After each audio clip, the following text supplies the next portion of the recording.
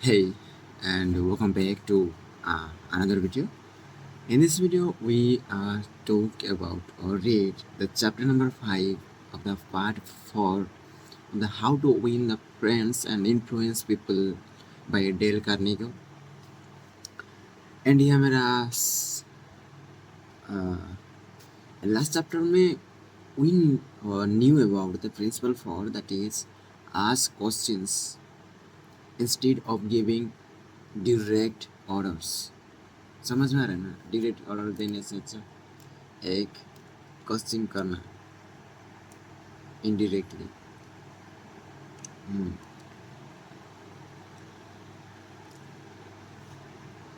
Okay and अभी रात के 3:30 बज रहे हैं और मैंने अभी तक I have not sleep yet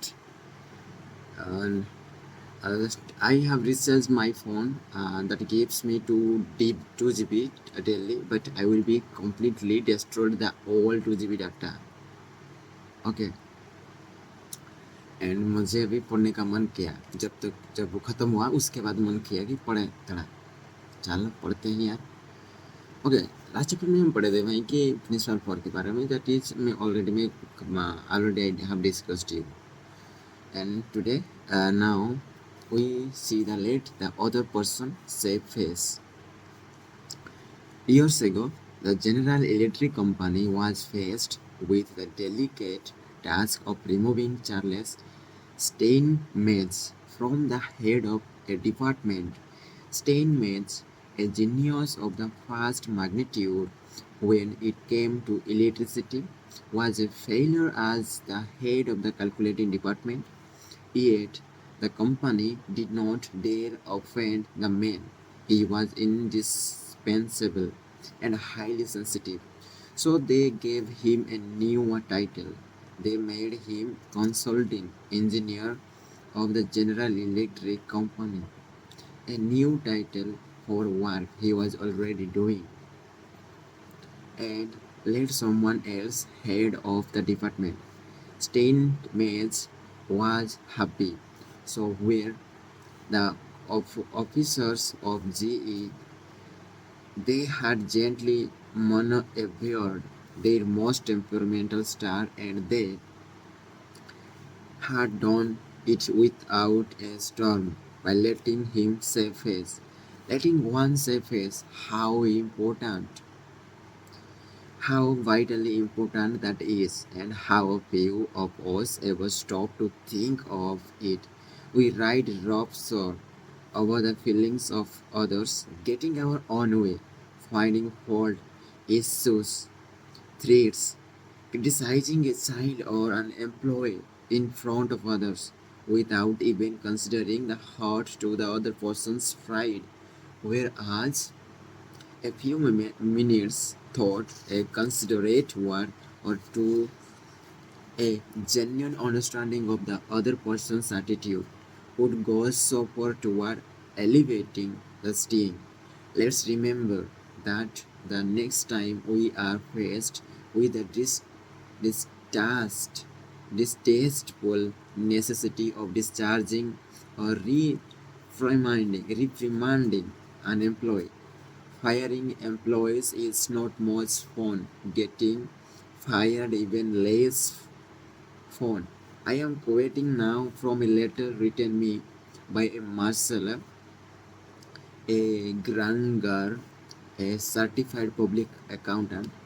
Our business is mostly seasonal, therefore we have to let a lot of people go after the income tax rush is over. It's a byword in our profession that no one enjoys welding the eggs. Consequently, the custom has developed of getting it over as soon as possible, and usually in the following way: sit down, Mr. Smith, the season's over. We don't seem to see any more assignments for you.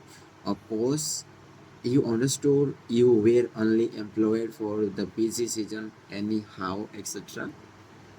The effect on these people is one of disappointment and a feeling of being let down Most of them are in the accounting field for life, and they retain no particular love for the firm that drove them so casually. I recently decided to let our seasonal personnel go with a title, more tact and consideration. So I call each one in only after carefully thinking over his or her work during the winter. And I have said something like this: Mr. Smith, you have done a fine job. If he has, the time we sent you to Newark, you had a tough assignment. You were on the spot, but you came through with flying colors, and we want you to know the firm is proud of you. You have you have got stuff. You are going a long way. Wherever you are working, this firm believes in you and is rooting for you, and we don't want you to forget it. In fact, the people go away feeling a lot better about being fired. They don't feel let down. They know if we had worked for them, we had keep on them, and when we need them again, they came to us with a keen personal affection. At one season of our course, two class members discussed the negative effects of fault finding versus the positive effects of letting the other person save face. Fred Clark of Harrisburg, Pennsylvania, told of an incident that occurred in his company. At one of our production meetings, a vice president was asking very pointed questions of one of our production supervisors regarding a production processes. His tone of voice was aggressive and aimed at pointing out faulty performance on the part of the supervisor, not one yet Kobe embarrassed. In front of his peers, the supervisor was evasive in his responses. This caused the vice president to lose his temper, berate the supervisor, and accuse him uh, of lying. Any working relationship that might have existed prior to this encounter was destroyed in a few brief moments. This supervisor, who was basically a good worker, was useless to our company from that time on. A few months later, he left our firm and went to work for a competitor where I understand he is doing a fine job. Another class member, Anna Mazon, related how a similar incident had occurred at her job, but what a difference in approach and results. Miss Mazon, a marketing specialist for a food baker, was given her first major assignment, the test marketing of a new product. She told the class, when the results of the test came in, I was devastated. I had made a serious errors in my planning, and the entire test had to be done all over again. To make his worse, I had no time to discuss it with my boss before the meeting is in which I was to make my report on the project. When I was called on to give the report, I was shaking with fright. I had all I could do to keep from breaking down, but I resolved I would not cry and have all those men make remarks about women not being able to handle a management job because they are too emotional. I made my report briefly and stated that due to an error, I would repeat the study before the next meeting. I sat down expecting my boss to blow up. Instead, he thanked me for my work.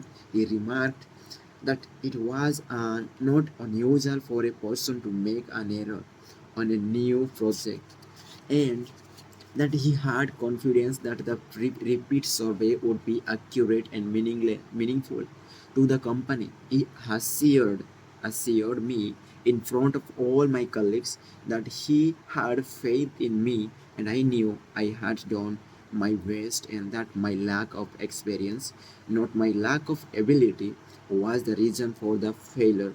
I left that meeting with my head in the air and with the determination that I would never let that boss of mine down again. Even if we are right and the other person is definitely wrong, we only destroy ego by causing someone to lose face. The legendary French aviation pioneer and author Antony de Saint-Exupéry wrote, "I have no right to say or do anything that diminishes a man in his own eyes. What matters is not what I think of him, but what he thinks of himself. Hurting a man in his dignity is a crime, and a real leader will always follow." Okay, this is all about the chapter number 5, where we know how to let the person save face directly, not say directly to the other person's front. Okay, have led person to save face. Okay, this is all about the chapter number 5, and see you next video with another chapter number 6, how to support people on the onto success. And अभी रात के 3:30 बज रहे हैं और मेरे आँख देख सकते हैं, हाँ रेड हो रहा है। ये होता है भाई रात का नींद सोने का नहीं सोने का नतीजा। इसलिए मैं सजेस्ट करता हूँ भाई आप सो लो, रात में सोना अच्छा है भाई। अच्छे बॉडी बॉडी को भी रेस्ट चाहिए ना, तो सोना पड़ता है। क्या करें, दिमाग को भी मेरे पेन हो रहा है बहुत ज़्यादा दिमाग के अंदर। ओके, मिलते हैं।